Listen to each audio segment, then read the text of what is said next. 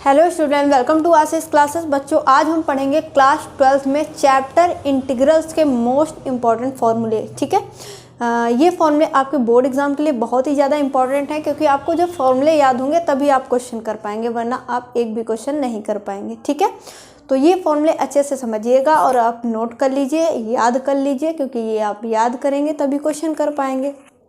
चलिए देखते हैं कौन कौन से फॉर्मूले हैं।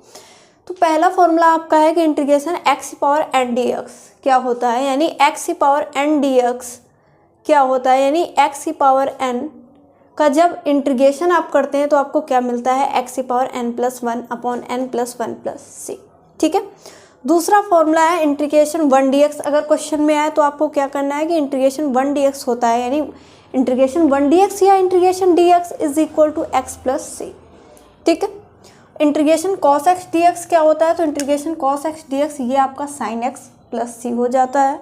ठीक है, और integration sine x into d x is equal to minus का कॉस एक्स प्लस सी। ठीक है, ये सारे फॉर्मूले आपके बहुत ही ज़्यादा इंपॉर्टेंट है, एक पास से नोट कर लीजिए और फिर इनको बहुत ही ज़्यादा अच्छी तरीके से याद कर लीजिए। ठीक है, देखो integration sec square x d x क्या होता है, तो जब आप सेक स्क्वायर एक्स का इंटीग्रेशन करते हैं तो आपको tan x मिल जाता है और प्लस सी कर देते हैं। ठीक है, integration cosec square x d x minus का कॉट एक्स प्लस सी हो जाएगा। वैसे ही आपका ये भी फॉर्मूला इंपॉर्टेंट है कि integration sec x into tan x d x क्या होता है, तो ये हो जाएगा सेक एक्स प्लस सी। ठीक है, वैसे ही यहाँ पे अगर integration cosec x into cot x d x की बात की जाए तो माइनस का कॉसेक एक्स प्लस सी आपको मिलेगा। ये आपका इंपॉर्टेंट फॉर्मूला है। ठीक है, जो भी फॉर्मूले हमने यहाँ पे लिखे हुए हैं सारे बोर्ड एग्जाम के लिए बहुत ही ज़्यादा इंपॉर्टेंट है, अच्छे से याद कर लीजिएगा। Integration one upon under root one minus x square d x क्या होता है, तो ये हो जाएगा sine inverse x plus c. और अगला फॉर्मूला देखेंगे कि integration d x upon under root one minus x square is equal to क्या हो जाएगा, तो ये होगा माइनस का cos inverse x plus c. उसके बाद यहाँ पे देखेंगे कि integration d x upon one plus x square अगर आ जाए क्वेश्चन में, तो भाई इसका जो इंटीग्रेशन होता है ये होता है tan inverse x plus c. उसके बाद अगला आपका फॉर्मूला है कि integration d x upon one plus x square is equal to ये हो जाएगा माइनस का cot inverse x plus c. नीचे देखेंगे तो आपका जो फॉर्मूला लिखा हुआ है कि integration d x upon x under root x square minus one, ये किसका फॉर्मूला है, यानी इसका जब आप इंटीग्रेशन करोगे तो आपको क्या मिलेगा, sec inverse x plus c. ठीक है, अगर आपके क्वेश्चन में आ जाए कि integration one upon x under root x square minus one into d x is equal to क्या हो जाएगा, तो आपको लिख देना है तो sec inverse x plus c. ठीक है, अगला फॉर्मूला आ जाता है आपका कि integration d x upon x under root x square minus one is equal to minus का कॉसेक इनवर्स एक्स प्लस सी हो जाएगा। ठीक है, वैसे ही देखिए ये भी आपका मोस्ट इंपॉर्टेंट फॉर्मूला है कि integration d x upon x square plus a square is equal to होता है बच्चा one by a tan inverse x by a plus C.